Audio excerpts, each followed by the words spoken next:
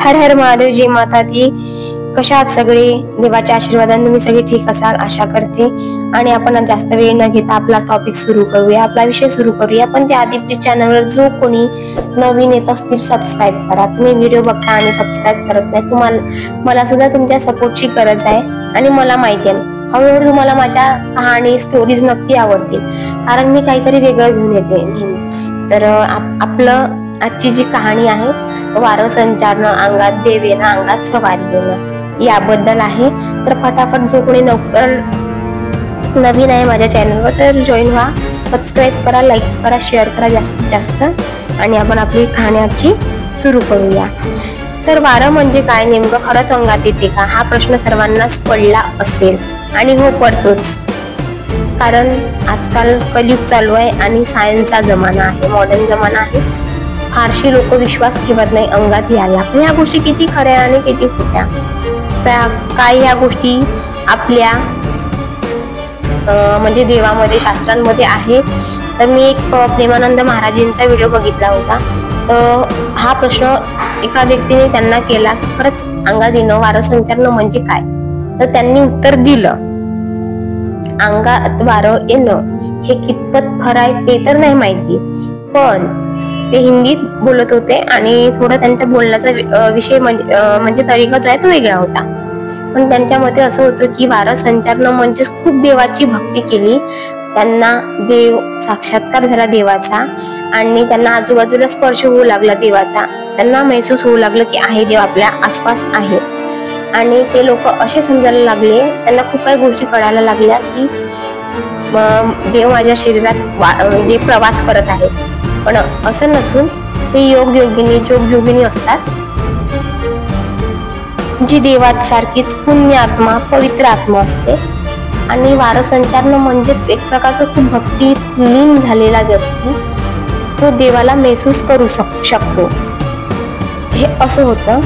परंतु काही लोकांच्या मते वारं संचारणं, देवात अंगात येणं, मी खेड्यावर सुद्धा बघितलं.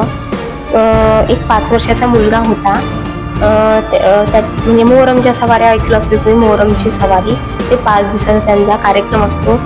आणि नेमकं मोहरमची सवारी आणि आपले नवनाथ यांचे खरं संबंध आहे का, हे कितपत खरं आहे, ते हे एकच आहे. तर याबद्दल तुम्हाला पूर्ण व्हिडिओ हवा असेल तर प्लीज चॅनलला सबस्क्राईब करा आणि मी नक्कीच तुमच्यापर्यंत हा व्हिडिओ घेऊन येईल. म्हणजे खरंच मोहरम सवारी आणि नवनाथ हे एकच आहे का बा. तर 5 वर्षाचा तो मुलगा होता. त्याच्या आई वडिलांनी नाही म्हटलं की नाही, माझ्या मुलाच्या अंगात हे देव वगैरे नको, आम्ही जास्त पाळत नाही, आम्ही जास्त मानत नाही. दुसऱ्या अंगात सवारी होती त्या एका दुसऱ्या व्यक्तीच्या, मोठ्या व्यक्तीच्या, ते म्हणत होते ठीक आहे तुम्हाला नको तर मी आमच्या पवित्र आत्माला घेऊन जाईल आमच्या सोबत. आई बाबा प्रचंड घाबरले. त्यांना म्हणलं बाबा असं नका करू, ठीक आहे आम्हाला वचन द्या तुम्ही, आम्ही ठेवायला तयार आहे, पण मुलाचं वय 18 वर्ष होऊ द्या, त्यानंतर त्याच्या शरीरामध्ये जे वारं संचारणं तुम्ही म्हणजे सवारी येऊ द्या. तर वचन घेतलं आई वडिलांना, देवाने सुद्धा वचन दिलं. मुलगा 18 वर्षाचा झाला. ते 18 वर्षामध्ये सगळी देव त्याला भेटल्याशिवाय जायची नाही. मुलगा 18 वर्षाचा झाला आणि 18 वर्ष झाल्यानंतर त्याला नदीवरून आंघोळ करावी यायला लावली, कारण नदीवरून आंघोळ केल्याशिवाय जे त्याची अंगातली जी पवित्र आत्मा होती तिला ते खूप पावन होतं नदीवरून आंघोळ करून येणं. तर ती नदीवरून आंघोळ यायची. कंटिन्यू 4 दिवस आला. तिथे काही लोक ब्लॅक मॅजिक वाले होते, त्यामुळे त्याला रोखण्याचा प्रयत्न करत होते, कारण त्या लोकांना माहिती होतं की ही जी आत्मा, पवित्र आत्मा आहे, ही खूप प्रचंड शक्तिशाली आहे आणि यांच्यामुळे आपण काळे जादूवाले घुगरीवर येऊ. हे लोकांचे प्रयत्न चालू होते. तिथेच त्या घरीच हे आले नाही पाहिजे, परंतु त्या देवाची लीला, त्या देवाची शक्ती जास्त होती. ते 4ही दिवस आले नाही. 4 दिवस या लोकांनी खूप प्रयत्न केला, पण कोणाला कळलं नाही की हे लोक प्रयत्न त्याच्यासाठी करत आहे बा, ही सवारी अंगात आली नाही पाहिजे. परंतु काय झाले, शेवटी देव तारी त्याला कोण मारी. 9व्या दिवशी सगळ्यांनी महाप्रसाद खाल्ला. देवाची 9 तारीख असते त्या दिवशी मोहरमची. सगळ्यांनी महाप्रसाद खाल्ला, म्हणजे खिचडा म्हणते. आणि त्यानंतर मग सगळे बैठक वगैरे झाले. ते बैठक कोणत्या देवाचे ते घराणे वगैरे घेत असते, काय पेशंटला चांगलं करण्याचं वगैरे. भरपूरशी लोक ठीक झाले, ते पण विदाऊट पैशाने 1 रुपयाही कोणाकडनं घेत नव्हते. मग या मुलाला बोलवलं. त्या मुलाला खूप प्रयत्न केले बोलवण्याचे, पण काही लोक इकडे मागे कारभार करते, ब्लॅक जादूवाले, काळी मॅजिकवाले, काळी जादूवाले, आणि तिकडे तो देव, बाकी देव चांगलेवाले, सवारीवाले प्रयत्न करत होते की येईल. मग तो मुलगा एकदम तावा 18 वर्ष झाला, थोडासा राग हे येतोच मुलांना, मुलं चंट होतात. घरात आला मुलगा, एकदम आई बाबा रोडू लागले, हे काय तमाशा लावला माझा, हे काय आहे, येत नाही काही नाही, 10 वेळा ओलं करते मला, 10 वेळा माझे कपडे ओले आहे, दिमाग खराब, हे असं सगळे तो शब्द वापरू लागला. मग 12 वाजले. 12 वाजता दंगलमध्ये खेळायचा त्यांचा वेळ असतो सवारीवाल्यांचा. तर 12 वाजले. त्या मुलाला बोलवलं, त्याला पुन्हा नदीहून ओल व्हायला लावलं. वरून खूप धुयाधार पाणी चालू होता आणि नदीहून सुद्धा तो आंघोळ करून आलेला होता. खूप धुयाधार पाणी आला. एकदम साईडनं सगळे उभे राहिले. ऊत बारवला, बाहेर निघायची वेळ झाली देवाची. आणि बस काही सेकंद मध्ये त्याला एकदम म्हणजे जबान नसते काय. ते देव जे लहानपणापासून जो बोलणारा मुलगा, त्या टायमात तो 2.5 वर्ष बोलला नाही. त्यांना म्हणतो जबान येणं. त्याला जबान नव्हती वाटते त्या देवाला, म्हणजे त्या देवाची पडाई भाचून असं काहीतरी होतं. बाहेर आले, थोडे एकदम अंगात ऊत सोडल्यानंतर, लुबान सोडल्यानंतर रुमरुम आली. खूप जणांनी पकडलं. त्यांनी सगळ्यांना सांगितलं की सोडा, म्हणजे इशाऱ्याने.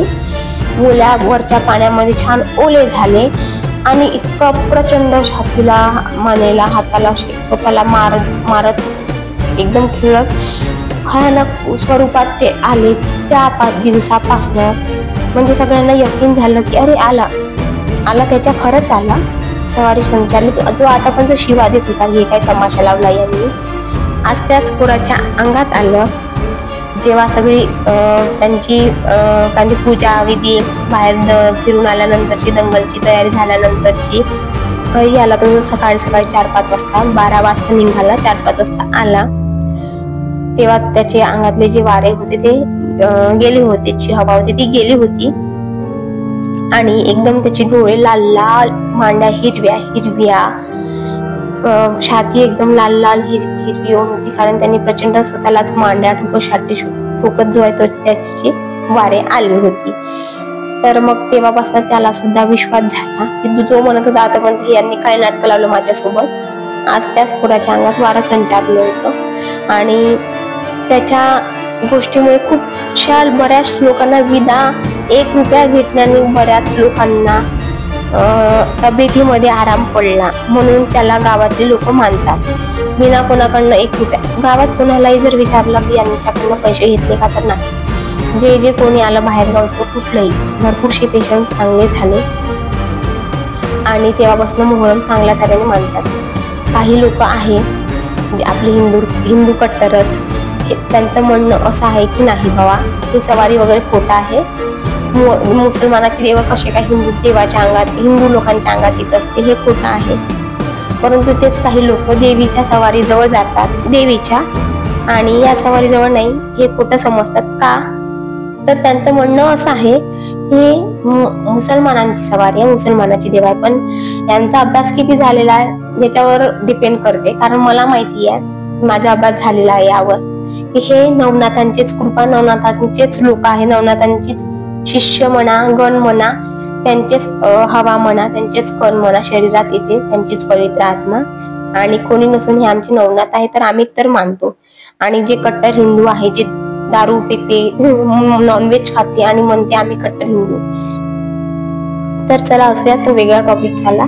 तर भेटू आपण नेक्स्ट ब्लॉग मध्ये, नेक्स्ट व्हिडिओ मध्ये. माझ्या चॅनलला सबस्क्राईब करायला विसरू नका. धन्यवाद.